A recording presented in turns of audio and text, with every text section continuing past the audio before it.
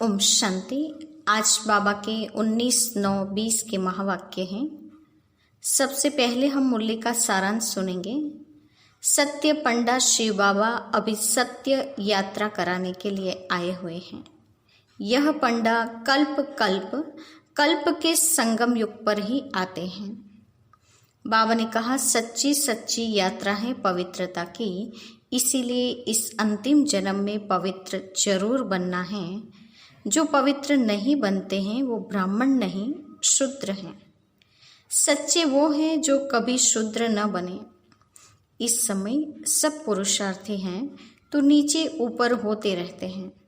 कर्मातीत अवस्था बनाने में टाइम लग जाता है, जो अवस्था अंत में होगी। आगे बाबा ने कहा तुम बच्चे मैसेंजर बनकर सबको ये मैसेज दो कि अपने को आत्मा समझो और बाप को याद करो, तो योग अग्नि से विकर्म विनाश होंगे। आगे कहा कि ये लड़ाई का मैदान है, तुम्हारी लड़ाई है विकारों के साथ। तूफान आते आते अंत में तुम्हारी जीत हो जाएगी, फिर माया थक जाएगी। सारा जोर तो है याद पर। अच्छे अच्छे बच्चे भी जो नामी ग्रामी हैं वो भी याद में कमज़ोर पड़ जाते हैं। बाप जो समझाते हैं उस पर विचार सागर मंथन भी करना चाहिए।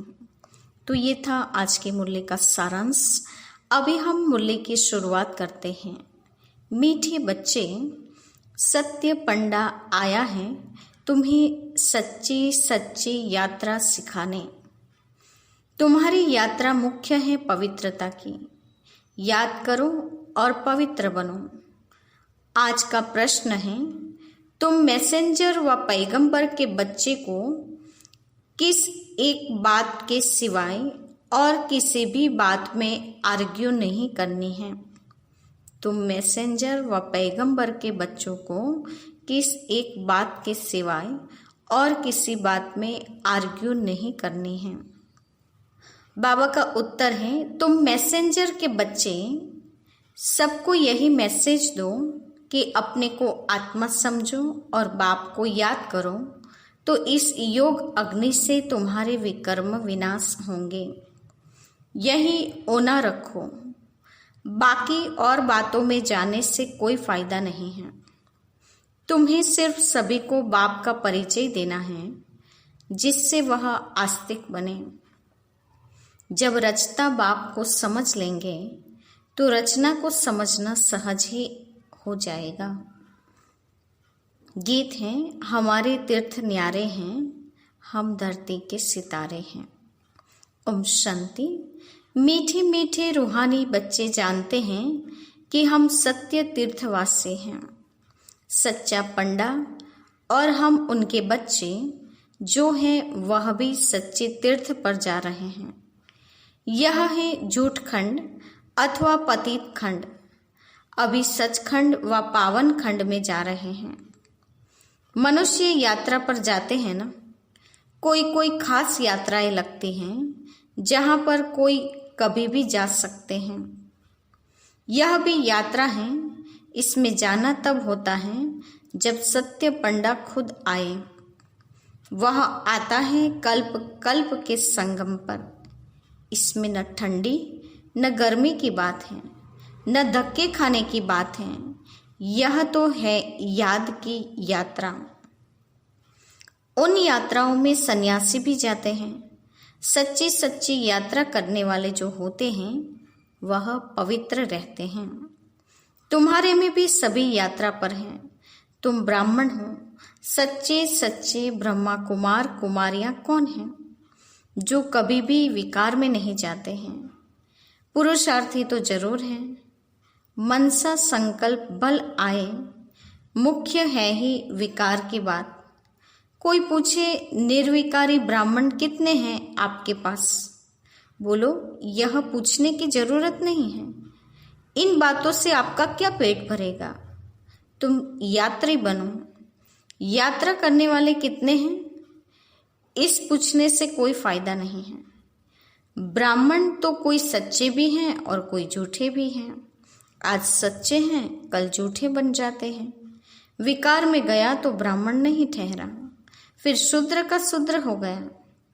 आज प्रतिज्ञा करते, कल फिर विकार में गिर गए असुर बन जाते हैं।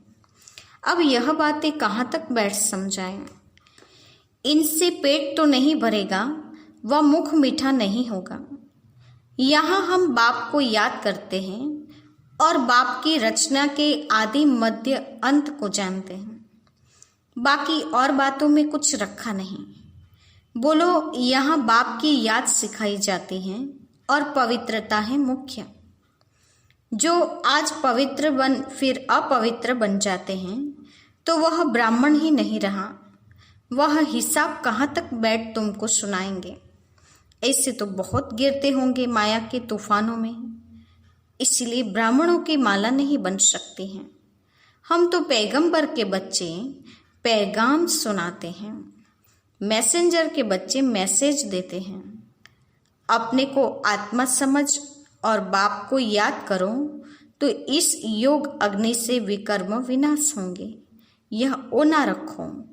बाकी प्रश्न तो ढेर के ढेर मनुष्य पूछेंगे, सिवाय एक बात के और कोई बातों में जाने से कोई फायदा ही नहीं। यहाँ तो यह जानने का है कि नास्तिक से आस्तिक, निधन से धन के कैसे बने, जो धनी से वर्षा पाए, यह पूछो। बाकी तो सब पुरुषार्थी हैं। विकार की बात में ही बहुत फेल होते हैं। बहुत दिनों के बाद स्त्री को देखते हैं तो बात मत पूछो। कोई को शराब की आदत होती है तो तीर्थों पर जाएंगे तो भी शराब अथवा बीड़ी की जिनको आदत होगी वह उसके बिगड़ रह नहीं सकेंगे। छिपा कर भी पीते हैं, कर ही क्या सकते हैं। बहुत हैं जो सच नहीं बोलते हैं, छिपाते रहते हैं। बाबा बच्चों को युक्तियां बतलाते हैं कि कैसे युक्ति से जवाब देना चाहिए।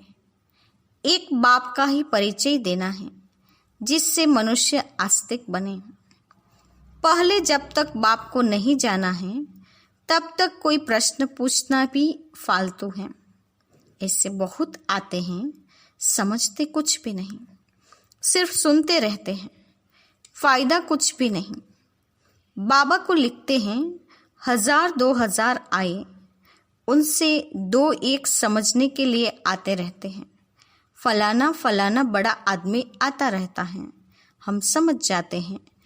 उनको जो परिचय मिलना चाहिए वह मिला नहीं है। पूरा परिचय मिले तो समझे यह तो ठीक कहते हैं। हम आत्माओं का बाप परमपिता परमात्मा है, वह हमें पढ़ाते हैं। कहते हैं अपने को आत्मा समझ मुझे याद करो। यह अंतिम जन्म पवित्र बनो। जो पवित्र नहीं रहते हैं वो ब्राह्मण नहीं हैं, शूद्र हैं। ये लड़ाई का मैदान है, जाड़ बढ़ता रहता है और तूफान भी लगेंगे। बहुत पत्ते गिरते रहेंगे। कौन बैठ गिनती करेंगे कि सच्चे ब्राह्मण कौन है। बाबा ने कहा, कौन ऐसी गिनती कर सकता है कि सच्चे ब्राह्मण कौन है। सच्चे वह जो कभी शूद्र न बने, जरा भी दृष्टि न जाए। अंत में कर्मातीत अवस्था होती है। ये बड़ी ऊंची मंजिल है। मनसा में भी न आए वह अवस्था अंत में होनी है। इस समय एक की भी ऐसी अवस्था नहीं है। इस समय सब पुरुषार्थी हैं, नीचे ऊपर होते रहते हैं। मुख्य आंखों की ही बात है। हम आत्मा हैं, इस शरीर द्वारा पार्ट बजाते हैं। यह पक्का अभ्यास चाहिए। जब तक रावण राज्य है तब तक युद्ध चलता रहेगा। पिछाड़ी में कर्मातीत अवस्था होगी। आगे चलकर तुमको फीलिंग आएगी, समझते जाएंगे। अभी तो झाड़ बहुत छोटा है, तूफान लगता है, पत्ते गिर पड़ते हैं। जो कच्चे हैं वह गिर पड़ते हैं। हर एक अपने से पूछे मेरी अवस्था कहाँ तक है। बाकी जो प्रश्न पूछते हैं उन बातों में जाते जाओ ही नहीं। बोलो हम बाप की श्रीमत पर चल रहे हैं। वह बेहद का बाप आकर बेहद का सुख देते हैं अथवा नई दुनिया स्थापन करते हैं। वहाँ सुख ही होता है। जहाँ मनुष्य रहते हैं उसको ही दुनिया कहा जाता है। निराकार वर्ल्ड में आत्माएं हैं ना। यह किसकी बुद्धि में नहीं है कि आत्मा कैसे बिंदी है। यह भी पहले कोई नए को नहीं समझाना है। पहले तो समझाना है कि बेहद का बाप बेहद का वर्षा देते हैं। भारत पावन था, अभी पतित बना है। कलयुग के बाद फिर सतयुग आना है। दूसरा कोई भी समझा न सके सिवाय बीके के। यह है नई रचना। बाप पढ़ा रहे हैं, यह समझानी बुद्धि में रहनी चाहिए।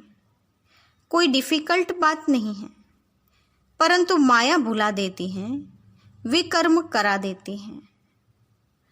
आधा कल्प से विकर्म करने की आदत पड़ी हुई है। वह सब आसुरी आदतें मिटानी है। बाबा खुद कहते हैं सब पुरुषार्थी हैं। कर्मातीत अवस्था को पाने में बहुत टाइम लगता है। ब्राह्मण कभी विकार में नहीं जाते। युद्ध के मैदान में चलते चलते हार खा लेते हैं। इन प्रश्नों से कोई फायदा नहीं। पहले अपने बाप को याद करो। हमको शिव बाबा ने कल्प पहले मुआफिक फरमान दिया है कि अपने को आत्मा समझ मुझे याद करो। यह वही लड़ाई है। बाप एक हैं, कृष्ण को बाप नहीं कहेंगे। कृष्ण का नाम डाल दिया है। रॉन्ग से राइट बनाने वाला बाप है, तब तो उनको त्रुट कहा जाता है ना। इस समय तुम बच्चे ही सारे सृष्टि के राज को जानते हो। सतयुग में है डीटी डिनाइस्टी, रावण राज्य में फिर है आसुरी डिनाइस्टी। संगम युग क्लियर कर दिखाना है। यह है पुरुषोत्तम संगम युग। उस तरफ देवताएं, इस तरफ असुर। बाकी उन्हों की लड़ाई हुई नहीं है। लड़ाई तुम ब्राह्मणों की है विकारों से। इनको भी लड़ाई नहीं कहेंगे। सबसे बड़ा है काम विकार। यह महाशत्रु हैं। इन पर जीत पाने से ही तुम जगत जीत बनेंगे। इस विष पर ही अबलाएं मार खाती हैं। अनेक प्रकार के विघ्न पड़ते हैं। मूल बात है पवित्रता की। पुरुषार्थ करते करते तूफान आते आते अंत में तुम्हारी जीत हो जाएगी। फिर माया थक जाएगी। कुश्ती में पहलवान जो होते हैं वह झट सामना कर लेते हैं। उन्हों का धंधा ही है अच्छी रीति लड़कर जीत पाना। पहलवान का बड़ा नामाचार होता है, इनाम मिलता है।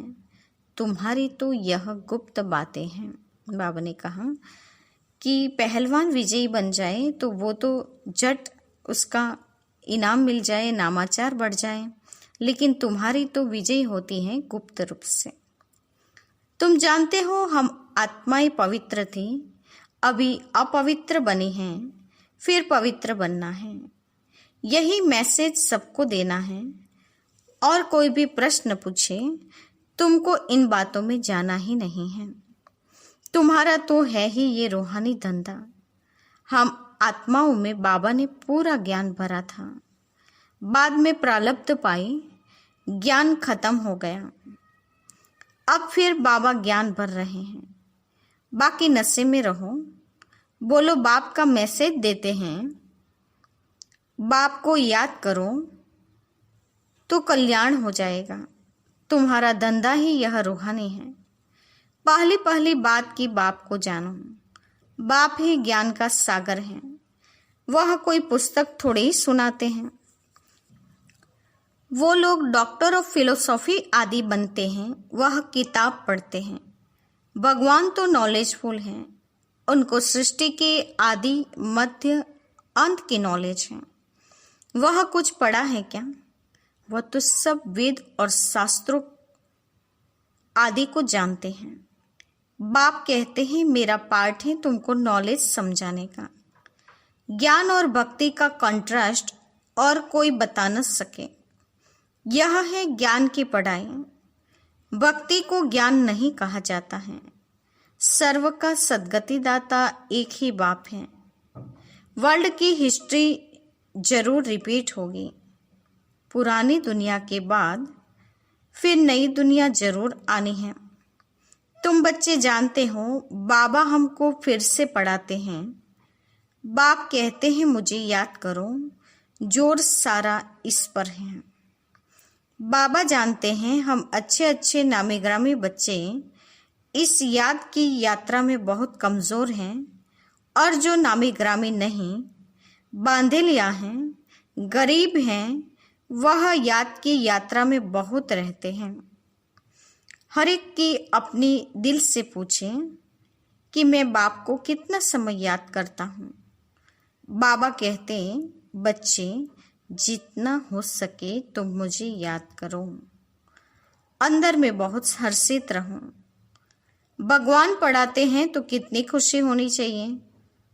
बाप फिर कहते हैं तुम पवित्र आत्मा थे, फिर शरीर धारण कर पाठ बजाते बजाते पतित बने हो। अब फिर पवित्र बनना है, फिर वही देवी पाठ बजाना है। तुम देवी धर्म के हो ना, तुमने ही 84 जन्म का चक्र लगाया है। सब सूर्यवंशी भी 84 जन्म थोड़े ही लेते हैं, पीछे आते रहते हैं ना, नहीं तो फट से सभी आ जाए हैं। सवेरे उठकर बुद्धि से कोई काम ले तो समझ सकते हैं। बच्चों को ही विचार सागर मंथन करना है। श्री बाबा तो नहीं करते हैं, वह तो कहते हैं ड्रामा अनुसार जो कुछ सुनाता हूँ ऐसे ही समझो। कल्प पहले मुआफिक जो समझाया था वही समझाया। मंथन तुम करते हो, तुमको ही समझाना है, ज्ञान देना है। यह ब्रह्मा भी मंथन करते हैं, बीके को मंथन करना है, श्री बाबा को नहीं। मूल बात कोई से भी जास्ती टॉक नहीं करनी है। आर्ग्यू शास्त्रवादी आपस में बहुत करते हैं, तुमको आर्ग्यू यानी वाद विवाद नहीं करना है। तुमको तो सिर्फ पैगाम देना है। पहले सिर्फ मुख्य एक बात समझाओ और लिखाओ। पहले पहले यह सबक रखो कि यह कौन पढ़ाते हैं, सो लिखो। यह बात तुम पिछाड़ी में ले जाते हो, इसीलिए संशय पड़ता रहता है। निश्चय बुद्धि न होने के कारण समझते नहीं हैं। सिर्फ कह देते बात तो ठीक है। पहले पहले मुख्य बात ही यह है, रचता बाप को समझो, फिर रचना का राज समझना है। मुख्य बात गीता का भगवान कौन? तुम्हारी विजय भी इनमें होनी है। पहले पहले कौन सा धर्म स्थापन हुआ? पुरानी दुनिया को नई दुनिया कौन बनाते हैं? तुम्हारी विजय भी उनमें होनी है। पहले पहले कौन सा धर्म स्थापन हुआ? पुरानी दुनिया को नई कौन बनाते हैं? बाप ही आत्माओं को नया ज्ञान सुनाते हैं, जिससे नई दुनिया स्थापन होनी है। तुमको बाप और रचना की पहचान मिलती है। पहले पहले तो अल्फ पर पक्का कराओ तो बे बादशाही तो है ही। बाप से ही वर्षा मिलता है। बाप को जाना और वर्षे का हकदार बना। बच्चा जन्म लेता है, माँ बाप को देखा और बस पक्का हो जाएगा। माँ बाप के सिवाय और कोई के पास जाएगा नहीं, क्योंकि माँ से दूध मिलता है। यह भी ज्ञान का दूध मिलता है। माता पिता है ना, यह बड़ी महीन बातें हैं, जल्दी कोई समझ न सके। अच्छा, मीठी मीठी सिकिलते बच्चों के प्रति माता पिता बाप दादा का याद प्यार और गुड मॉर्निंग। रूहानी बाप की रूहानी बच्चों को नमस्ते। हम रूहानी बच्चों की रूहानी माता पिता बाप दादा का याद प्यार और नमस्ते। पूरी मुरली का धारणा युक्त मुख्य सार। पहले पॉइंट, सच्चा सच्चा पवित्र ब्राह्मण बनना है। कभी शूद्र व पतित बनने का मनसा में भी ख्याल न आए, जरा भी दृष्टि न जाए, ऐसी एक रस अवस्था बनानी है। दूसरी पॉइंट, बाप जो पढ़ा रहे हैं वह समझानी बुद्धि में रखनी है। जो विकर्म करने की आसुरी आदतें पड़ी हुई हैं उन्हें अब मिटाना है। पुरुषार्थ करते करते संपूर्ण पवित्रता की ऊंची मंजिल को प्राप्त करना है। आज का वरदान है, प्रवृत्ति में रहते पर वृत्ति में रहने वाले निरंतर योगी भव। निरंतर योगी बनने का सहज साधन है प्रवृत्ति में रहते पर वृत्ति में रहना। परवृत्ति अर्थात आत्मिक रूप, जो आत्मिक रूप में स्थित रहता है वह सदा न्यारा और बाप का प्यारा बन जाता है। कुछ भी करेगा लेकिन यह महसूस होगा जिसे काम नहीं किया है लेकिन खेल किया है। तो प्रवृत्ति में रहते आत्मिक रूप में रहने से सब खेल की तरह सहज अनुभव होगा, बंधन नहीं लगेगा। सिर्फ स्नेह और सहयोग के साथ शक्ति की एडिशन करो तो हाई जंप लगा लेंगे। आज का स्लोगन है, बुद्धि की महीनता अथवा आत्मा का हल्कापन ही ब्राह्मण जीवन की पर्सनैलिटी है। बुद्धि की महीनता अथवा आत्मा का हल्कापन ही ब्राह्मण जीवन की पर्सनैलिटी है। आज के मुख्य पॉइंट्स हैं, बाप है सच्चा पंडा जो हम बच्चों को याद की यात्रा, पवित्रता की यात्रा सिखाते हैं। तुम पुरुषार्थी हो तो मनसा में तूफान आए परंतु विकारों से दूर रहना है। आज पवित्र बन गए फिर कल अपवित्र बन जाने से वो फिर ब्राह्मण नहीं कहलाएंगे। लड़ाई के मैदान में हार जीत चलता रहता है। अंत में विजय होगी, फिर माया भी वश हो जाएगी। तुम्हारा रूहानी धंधा है सब कुछ समझाना। पहले तुम पवित्र थे फिर अपवित्र बने तो वापस पवित्र बनना है। ये मैसेज सबको देना है।